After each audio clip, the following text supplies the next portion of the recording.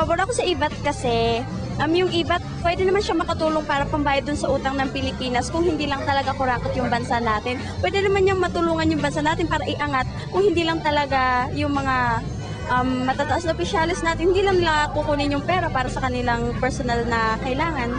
Sa IVAT kasi although yung intention niya maganda nga para ma-increase yung government revenues, marami nga sila nakokolekta pero saan ba napupunta yung kinokolekta nila? Pinupunta yan for debt servicing or pambayad utang.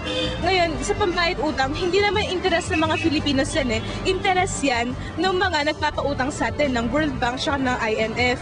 So talagang it's for the interest of yung mga namumuhunan o yung mga foreign investors, hindi talaga dun sa national interest ng bansa. Kaya hindi ako pabor.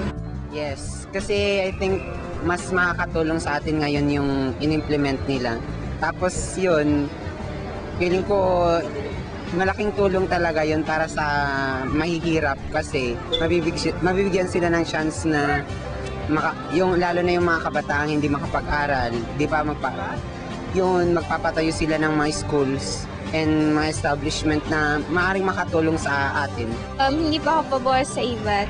Kasi palagi po, lalo pong tumataas yung mga gastusin dito sa Pilipinas. Tapos,